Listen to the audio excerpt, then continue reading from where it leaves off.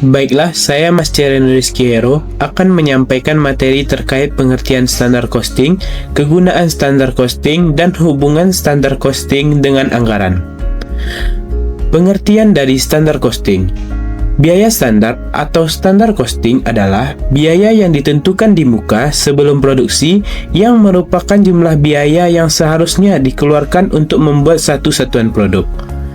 Biaya standar menyatakan berapa biaya yang seharusnya dicapai dan dapat diterima tetapi dengan kinerja yang tidak sempurna. Gunaan dari standar costing. Yang pertama sebagai alat pengendali biaya, yang kedua memotivasi pekerja, yang ketiga instrumen penilaian kebijakan manajemen, yang keempat panduan biaya, yang kelima kontrol aktivitas. Hubungan antara standar costing dan anggaran. Yang pertama, penetapan anggaran. Biaya standar didasarkan pada analisis proses produksi, sehingga dapat digunakan untuk membuat anggaran untuk volume dan bauran produk apapun. 2. Pengendalian biaya. Keduanya memiliki tujuan yang sama, yaitu mengendalikan biaya atau pengeluaran. 3. Perencanaan dan pengendalian keuangan. Keduanya digunakan untuk perencanaan dan pengendalian keuangan, termasuk menetapkan standar kinerja keuangan. Keempat, identifikasi varians. Keduanya digunakan untuk mengidentifikasi varians dan mengambil tindakan perbaikan. Yang kelima, evaluasi kinerja. Keduanya digunakan untuk mengevaluasi kinerja individu, departemen, dan organisasi secara keseluruhan. Biaya standar adalah perkiraan tentang biaya operasional perusahaan, sedangkan anggaran dinyatakan dalam jumlah total, biasanya untuk jangka waktu 1 tahun. Halo teman-teman semuanya, saya Firja Anjani dengan NIM 2411022027, nomor urut absen 18. Nah, kali ini saya akan membahas terkait materi standar costing yang telah dibahas oleh teman saya sebelumnya. Saat ini saya akan membahas bagaimana penentuan dari jenis-jenis standar costing. Namun sebelum itu saya akan membahas terkait proses penentuan dari standar costing tersebut. Ada 4 proses penetapan dari standar costing. Yang pertama yaitu analisis produk. Yang kedua, penentuan kuantitas produk. Yang ketiga, penetapan harga standar. Dan yang keempat, perhitungan biaya standar. Nah, untuk penjelasan berikutnya, yuk simak video berikut ini. Proses penentuan dari standar costing yang pertama yaitu analisis produk. Pada proses ini kita menganalisis spesifikasi dari bahan baku yang digunakan dan proses produksinya. Yang kedua yaitu penetapan kuantitas standar. Pada proses ini kita menentukan jumlah per unit dari bahan baku yang digunakan, biaya tenaga kerja dan BOP yang digunakan yang seharusnya digunakan. Yang ketiga yaitu penetapan harga standar. Pada penetapan harga standar ini kita menetapkan harga per unit dari bahan baku, tarif BOP yang digunakan dan juga upah tenaga kerjanya. Dan yang keempat yaitu perhitungan biaya standar. Untuk penentuan jenis-jenis standar yang digunakan, manajer harus melakukan 2 langkah berikut ini. Yang pertama yaitu manajer harus menentukan jumlah unit yang ingin direncanakan, yang diproduksi dan dijual oleh perusahaan. Yang kedua, manajer harus memutuskan bagaimana memperoleh standar yang diinginkan. Nah, untuk pembahasan berikutnya yaitu terkait dari jenis-jenis standar. Yuk simak video berikut ini. Jenis standar yang pertama yaitu standar teoritis. Yang kedua, rata-rata biaya waktu yang lalu. Yang ketiga, standar normal. Dan yang keempat, standar aktual yang diharapkan. Untuk penjelasan lebih lanjut, mari kita lihat video berikut ini. Standar yang pertama yaitu standar teoritis. Standar teoritis ini merupakan standar yang ideal karena mencapai efisiensi maksimum.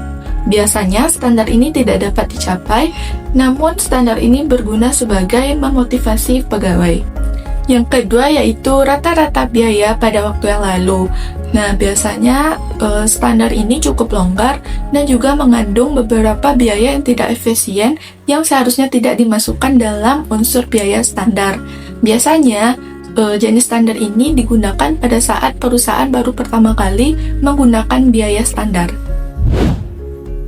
Standar yang ketiga yaitu standar normal. Standar normal ini biasanya didasarkan atas taksiran biaya yang akan datang dengan asumsi keadaan ekonomi normal. Nah, biasanya standar normal ini digunakan oleh manajemen dalam perencanaan jangka panjang dan pengambilan keputusan jangka pendek.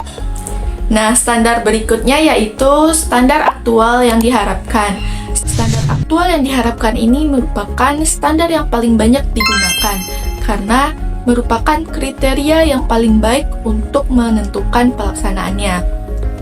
Kemudian, standar ini didasarkan pada pelaksanaan terbaik yang diperhitungkan ketidakefisienan kegiatan yang tidak dapat dihindari terjadinya. Nah, lanjut ke materi yang kedua yaitu terkait target costing. Teman-teman tahu nggak sih apa itu target costing? Sebelum kita mengetahui target costing, kita harus tahu dulu apa itu biaya target. Biaya target itu adalah biaya yang ditentukan yang merupakan perkiraan biaya yang mampu dibayar oleh konsumen. Jadi, target costing itu sendiri merupakan metode penetapan biaya target tersebut. Target biaya dirumuskan dengan target harga dikurangi dengan target laba. Selanjutnya, kita akan membahas terkait Kaizen Costing. Apa itu Kaizen Costing? Kaizen Costing ini merupakan metode pengurangan biaya yang dilakukan pada saat proses produksi dengan memastikan perbaikan yang berkesinambungan. Jadi, pengurangan biaya yang dilakukan di metode target costing itu pada saat proses perancangan dan pengembangan, sedangkan pada pengurangan biaya yang dilakukan pada metode Kaizen itu dilakukan pada saat proses produksi.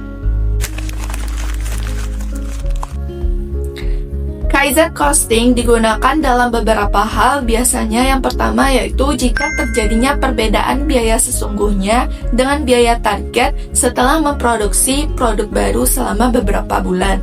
Yang kedua yaitu Kaizen costing ini digunakan terus-menerus untuk memastikan perbaikan yang berkesinambungan. Nah, untuk materi selanjutnya yaitu perbedaan dari standar costing, target costing, dan Kaizen costing. Yuk simak video berikutnya.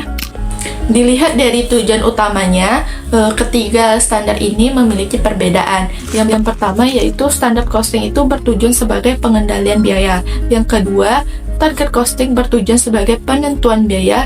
Dan yang ketiga, Kaizen costing itu bertujuan sebagai pengurang biaya yang berkelanjutan.